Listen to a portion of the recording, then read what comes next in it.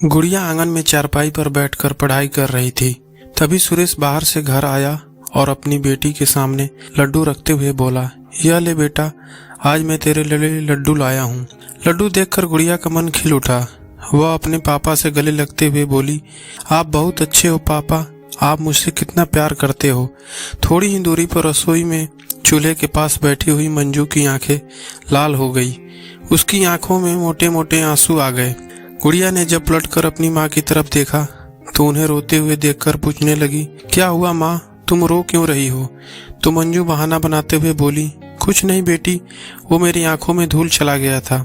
सुरेश अपनी पत्नी से कहने लगा, आओ यहाँ तुम भी लड्डू खाओ। मंजू फीकी सी मुस्कान के साथ हाथ धोकर अपनी बेटी के पास आ गई और नम आंखों से उसकी खुशियों में शामिल हो गई। मंजू बाप बेटी का प्रेम देखकर खुश भी हो रही थी और अंदर से थोड़ा घबरा भी रही थी। उसकी घबराहट का कारण क्या था, यह तो आने वाला वक्त ही बताने वाला है। गुड़िया अपने पिता से बहुत प्यार करती थी और सुरेश भी अपनी बेटी पर जान छिड़कता था, लेकिन मंजू को इस प्यार से डर लगता था। सुरेश रोज रात को खेतों की रखवाली करने के लिए खेतों पर सोने के लिए चला जाता था। एक रात जब वह खेत पर सोने के लिए चला गया, तभी गुड़िया ने देखा कि वह अपना कंबल घर पर ही भूल गया है। गुड़िया सोचने लगी कि बाहर कितनी ठंड है, पिताजी को ठंड लग जाएगी, यह कंबल उन्हें देकर आती हूँ। वो बाहर निकली। उसने सोचा कि अगर मैं माँ को बताऊंगी तो इतनी रात को मुझे वहाँ जाने से रोकने लगेगी। इसीलिए वो माँ को बिना बताए चुपके चुपके घर से बाहर निकल गई। वो अपने पिता को जरा भी तकलीफ में नहीं देख सकती थी, इसीलिए पिता को ठंड से बचाने के लिए वो ठंड और अंधेरे की परवाह नहीं करते हुए वो खेत की ओर निकल गई और सोचने लगी कि जब मैं पापा को कंबल देने जाऊंगी तो मुझे देखकर वो कितना खुश हो जाएंगे कि मैं उनकी कितनी परवाह करती हूँ। लेकिन वो जैसे ही खेत पर पहुंची तो सामने का नज़ारा देखकर उसकी जान ही निकल गई। 14 साल की उम्र में उसे अपने पिता का वो राज पता चल गया था। उसने देखा कि उसके पिता किसी और औरत के साथ थे। उन दोनों की नज़दीकी देखकर वह विचलित हो उठी और पिता को कंबल देना भूलकर रोते हुए वापस अपने घर चली आई। वह ज़्यादा बड़ी नहीं थी, मगर इतनी छोटी भी नहीं थी कि रिश्तों की बारीकियों को समझ न पाए। उसे आज अपनी माँ के लिए बहुत बुरा लग रहा था। वो सोचने लगी कि माँ अपने परिवार के प्रति कितनी समर्पित है, पापा के खाने पीने का भी वो कितना ध्यान रखती है, मुझसे कितना प्यार करती है, लेकिन पापा माँ के साथ कितना बड़ा धोखा कर रहे हैं। अगर माँ को यह बात पता चल गई तो पता नहीं माँ पर क्या गुजरेगी। माँ के बारे में सोच सोचकर उसका दिमाग फटने लगा। गुड़िया अनमने ढंग से अपने बिस्तर पर लेटी थी, लेकिन उसे नींद नहीं आ रही थी। उसके मन में अनेकों प्रश्न आने लगे थे। उसे अपने पिता से घृणा सी होने लगी थी। वो अपने पिता से जितना ही प्यार करती थी, आज उसके पिता ने ऐसा घिनौना काम करके उसकी नज़रों में खुद की इज्जत को खो दिया था। देर रात उसे नींद आई। सुबह वह उठकर आंगन में आई तो उसकी माँ आंगन में झाड़ू लगा रही थी। माँ को देखकर उसका मन किया कि वह दौड़कर माँ से लिपट जाए और खूब रोए।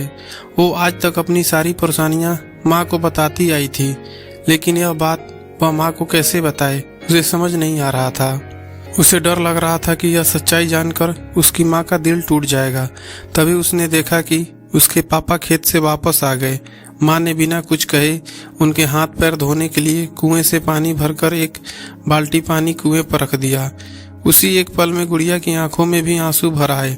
हाथ पैर धोने के बाद सुरेश गुड़िया के पास आकर कहने लगा, उठ गया मेरा बच्चा, चल जल्दी से तैयार हो जा, मैं तुझे स्कूल छोड़ दूंगा। आज मैं तुझे तेरी मनपसंद मिठाई भी खिलाऊंगा। गुड़िया का मन कर रहा था कि अपने पिता के साथ स्कूल ना जाए, लेकिन माँ का मुंह देखकर वो खामोश रह गई। जब से उसे पिता के बारे में सारी सच्चाई पता चली थी, तब से उसका दिल बहुत बेचैन था। पिता को सामने देखते ही उसके क्रोध का ज्वालामुखी धधकने को हो जाता था, लेकिन वह सारे दर्द को अपने आप में समेट कर जी रही थी। वह बस अपने मन को मजबूत बना रही थी कि किसी तरह वो सच्चाई अपनी माँ को बता सके, क्योंकि वह ज़्यादा दिनों तक अपने माँ को ऐसे धोखे में नहीं रखना चाहती थी। उसे लग रहा था कि उसके पिता तो माँ को धोखा दे रहे हैं और सच्चाई जानने के बाद सच्चाई ना बताकर वह भी एक तरह से अपनी माँ को धोखा ही दे रही है। वो अपनी माँ को चोट नहीं पहुँचाना चाहती थी, लेकिन यह सच्चाई भी अब उसके लिए छिपा कर रखना मुश्किल होता जा रहा था। असल चोट तो उसके पिता ने पहुंचाई थी, वह तो बस बताने की हिम्मत जुटा रही थी। एक दिन गुड़िया स्कूल गई हुई थी, लेकिन उसकी तबीयत ठीक नहीं थी, तो वो छुट्टी लेकर घर आ गई। वह जब घर पहुंची तो उसने घर के अंदर प्रवेश करते ही सुना उसकी माँ रोते हुए कह रही थी कि आखिर उस औरत में ऐसा क्या है जो तुम वर्षों से उसके पास जाते रहते हो। मैंने तुम्हें इतने सारे मौके दिए, क्या तुम सुधर नहीं सकते? अब तुम्हारी बेटी बड़ी हो रही है, कल को उसे यह पता चलेगा तो उसके दिल पर क्या बीतेगी। तो सुरेश गुस्से में बोला कि जिस दिन तुम्हें ये सच्चाई पता चली थी उसी दिन तुझे मुझे छोड़कर चले जाना चाहिए था ना। तेरे में सच में कोई आत्मसम्मान है ही नहीं, वरना तू मुफ्त की रोटी खाने के लिए मेरे घर में क्यों पड़ी रहती। मंजू दर्द से बिफर उठी और कहने लगी कि मैं यहाँ हूँ तो केवल अपनी बच्ची के लिए, क्योंकि मैं नहीं चाहती मेरी बच्ची का दिल टूटे। वो तुमसे कितना प्यार करती है, उसे कोई तकलीफ नहीं पहुँचानी है, इसीलिए मैं खामोश होकर तुम्हारे कुकर्म सहन कर रही हूँ। कोई भी औरत अपनी जिंदगी में सौतन को बर्दाश्त करके अपने पति के साथ एक छत के नीचे नहीं रह सकती, लेकिन एक माँ कुछ भी कर सकती है। माँ का मन बहुत मजबूत होता है। मैं अपनी बच्ची को कोई चोट नहीं पहुंचाना चाहती, इसीलिए तुम्हारे कुकर्मों को जानने के बाद भी तुम्हारे घर में रहने को मजबूर हूँ। यह मत सोचना कि मैं मुफ्त की रोटी तोड़ने के लिए यहाँ बैठी हूँ। अगर मैंने तुम्हें छोड़कर बाहर निकलकर मेहनत मजदूरी करके जीना शुरू किया तो मैं भी स्वाभिमान की रोटी खा सकती हूँ। यहाँ पर सिर्फ मैं अपनी बेटी के प्यार के लिए रुकी हुई हूँ। यह सब सुनकर गुड़िया के पैरों तले जमीन खिसक गई। उसकी आंखों से लगातार आंसू बहे जा रहे थे। वह सोच रही थी कि वह अपनी माँ को चोट पहुंचाने से बचाना चाहती है, लेकिन यहाँ तो उसकी माँ वर्षों पहले से यह सच्चाई जानती थी। आज उससे रहा नहीं गया। वो झट से अपनी माँ के पास गई और माँ से लिपट कर फूट फूट कर रोते हुए कहने लगी, माँ, मेरे लिए तुम कितना कुछ सहन करती रह गई, लेकिन मैं इतनी कमज़ोर नहीं हूँ। मुझे भी सच्चाई पता चल चुकी है। कुछ दिनों से मैंने ये राज अपने सीने में दफन करके रखा है। तुम ऐसे घटिया इंसान के साथ मत रहो।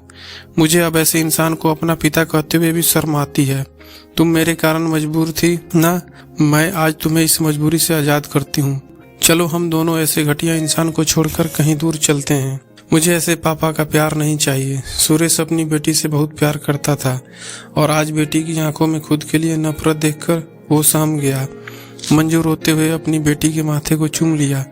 आज उसके वर्षों की घुटन का अंत हो चुका था। उसकी बेटी न केवल सच्चाई जानती थी, बल्कि सच्चाई को स्वीकार करके उसने सही का साथ देने की हिम्मत भी थी। इसीलिए मंजू को अब ऐसे घटिया पति के साथ रहने की कोई जरूरत नहीं थी। उसने उसी दिन अपने पति को छोड़ दिया। पूरे गांव में सुरेश की बदनामी हुई। गांव के सरपंच ने उसे गांव से निकल जाने के लिए कह दिया। एक ही पल में सुरेश का सब कुछ बर्बाद हो चुका था। उसे समझ आ गया था कि इतने सालों से उसकी गृहस्थी पत्नी के दम पर ही टिकी हुई थी। आज वह भी बिल्कुल खाली हो गया था। बेटी की बातों ने उसके अंतर्मन को झकझोर कर रख दिया था और वह पछताव से भर उठा था।